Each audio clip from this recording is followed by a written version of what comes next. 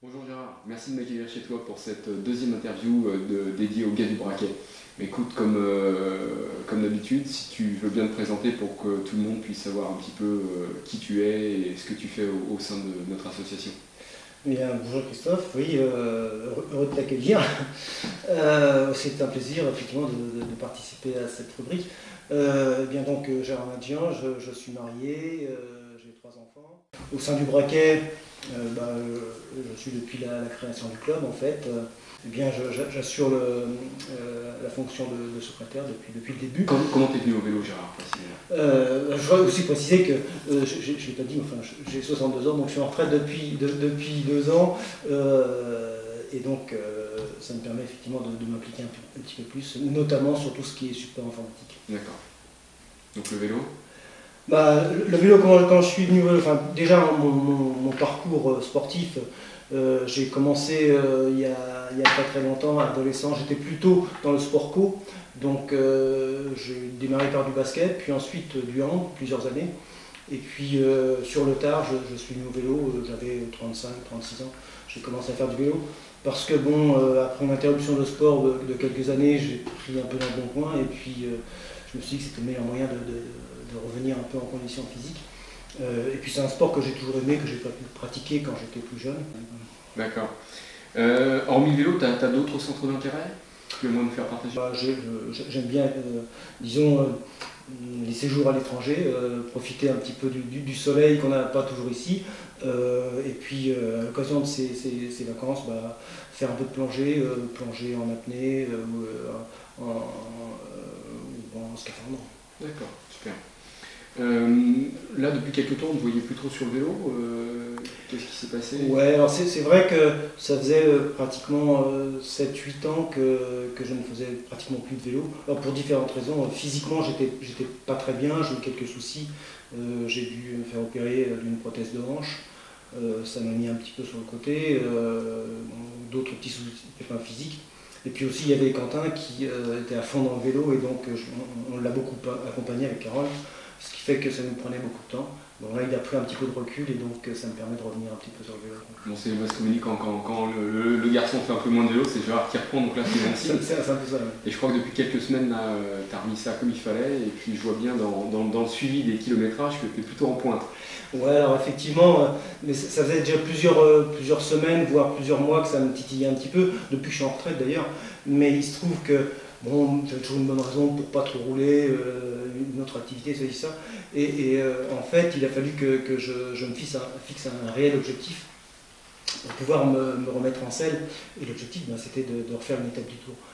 Et donc là, je me suis inscrit. Alors c'est un peu fou parce que j'ai pratiquement pas de kilomètres, 6-7 ans sans pratiquement faire de vélo. Refaire une étape du Tour, c'est quelque chose de très très ambitieux, mais j'espère pouvoir y arriver. Bon, c'est super, c'est un super challenge ça. Tu t'es fixé quelques jalons avant de te dire si oui ou non tu pars pour l'étape du Tour? Oui, alors c'est sûr qu'effectivement on ne peut pas partir là-dedans dans une galère comme ça sans être bien préparé et sans être sûr. Le but c'est d'arriver au bout, quoi. Et donc le jalon que je me fixe, c'est notre stage de février à Sainte-Maxime. Je pense qu'on est quasiment à la moitié de la préparation. Là, j'aurai une vue un peu plus précise de comment je suis revenu, parce qu'il y a quand même pas mal de petites bosses là-bas, et je verrai comment je les monte. Si je les monte bien, si ça se passe plutôt pas mal, ça sera plutôt positif, et à ce moment-là, je pense que ce sera avec certitude que j'irai sur l'étape du Tour. D'accord, ok. Aujourd'hui, ton meilleur souvenir et peut-être le regret que tu pourrais avoir par rapport à toutes ces années C'est-à-dire que mes très bons souvenirs tournent autour des étapes du Tour, parce que c'est vrai, j'ai commencé le vélo assez tard, donc j'ai pratiquement pas fait de course classique. Je me suis directement dirigé et orienté vers les cyclosportives, et notamment l'étape du Tour. Donc les étapes du Tour, j'en ai déjà fait 11, de 96 à 2006. Je les ai toutes faites. Et là, ça reste vraiment de très très bons souvenirs. Je pense notamment à Grenoble-les-Deux-Alpes, avec une étape vraiment extrêmement difficile, plus de 200 km, avec des cols mythiques comme la Croix de Fer, comme le Galibier notamment. Et là, ça reste vraiment un souvenir fabuleux. Carpentras le Mont Ventoux, avec une ascension du Mont Ventoux dantesque dans les derniers kilomètres, dans les derniers hectomètres, c'était vraiment quelque chose d'exceptionnel. Il faisait 1 degré en haut, c'était vraiment, j'en garde un souvenir vraiment super.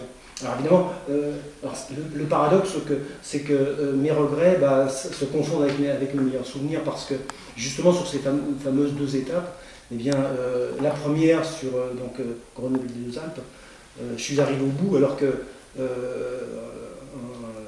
avant de gravir le Galibier, j'étais vraiment complètement à sec et j'avais envie d'abandonner. J'ai quand même fini l'étape en 12 heures sur 200 km. Et j'ai pas été classé. En fait, dans le classement final, on arrive dans un groupe Eto à une douzaine, donc ils nous sortent dans le classement, mais sans être vraiment classé. Donc c'est un petit regret, j'aurais bien aimé être classé. C'est la seule sur les 11 où j'ai pas été classé, mais j'ai terminé. Et puis le Ventoux, en fait, j'aurais pu faire l'or de ma catégorie, mais il se trouve que j'avais des ennuis gastriques, on va dire. Et il a fallu que je m'arrête à Bédouin, et j'ai perdu 20 minutes. Pourquoi faire À ton avis, pour trouver des chiottes. Et donc, ça a été compliqué de trouver des chiottes à Bédouin, parce qu'en fait, elles étaient toutes occupées. Et c'était beaucoup plus compliqué pour les autres après. Et donc, j'ai perdu 20 minutes là-bas à Bédouin avant de repartir, et c'est ces 20 minutes qui me manquent il me manque même moins que ça, pour faire l'or au Ventoux. Et donc, ça reste une déception. Malgré que ce soit un excellent souvenir, ça reste une déception quand même. Tu n'as pas été sur le podium, mais tu as été sur le podium. Est-ce que les étapes du Tour, parmi ces étapes du Tour, il y a vraiment un exploit qui ressort, et pour toi c'est l'image gravée à tout jamais? Je pense que il y en a plusieurs, mais j'ai encore en tête le Galibier. Quand je suis arrivé au plan d'achat et que je vois le sommet du Galibier, j'étais vraiment à la ramasse, complètement cuit, et je me suis dit, le Galibier, j'irai même à 4 pattes, quoi. Donc, et je suis arrivé. Et donc là, ça reste un excellent souvenir. Mais plus généralement, moi qui ne suis pas un grimpeur, physiquement, j'ai jamais été un très grand sportif, même si dans l'âme, j'ai toujours été un sportif. Physiquement, j'ai toujours été handicapé par mes capacités physiques, et je me suis donc toujours bagarré. Et en fait, pouvoir monter tous les cols que j'ai pu monter dans les étapes du Tour, ça reste vraiment pour moi un exploit. Ouais, Gérard, on sent que tu as beaucoup d'expérience, certainement au niveau du braquet par rapport à toutes ces étapes du Tour. Si tu avais 1 ou 2 petits conseils comme ça à donner à tous les gars qui sont inscrits sur Pau Hautacam, qu'est-ce que tu pourrais formuler? Le conseil, c'est surtout de pas s'affoler et pas essayer de suivre des groupes au-dessus de ses forces. Parce que bien évidemment, cette année, il y aura plus de 12 000 concurrents, donc c'est beaucoup de monde. Alors certes, maintenant, ils font des classements par capacité, et donc les dossards sont attribués en fonction des capacités de chacun. Donc ça régule un peu le flux, mais surtout ne pas griller les cartouches trop tôt, quoi, parce que surtout dans Pau Hautacam, il y aura quelques bosses au départ où ça va étirer tout le monde, et donc le peloton sera très étiré à arriver à Sainte-Marie-de-Campan. Donc il faut faire en sorte de gérer l'effort sur la durée, surtout pour nous qui ne sommes pas habitués aux bosses, quoi. Donc surtout en garder sur la pédale, ça c'est clair.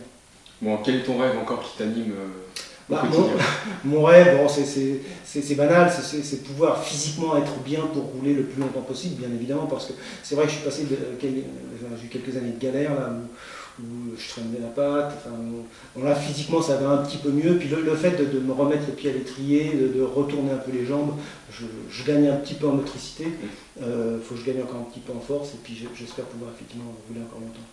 Mais écoute, merci Gérard pour ces quelques instants partagés, et puis bientôt.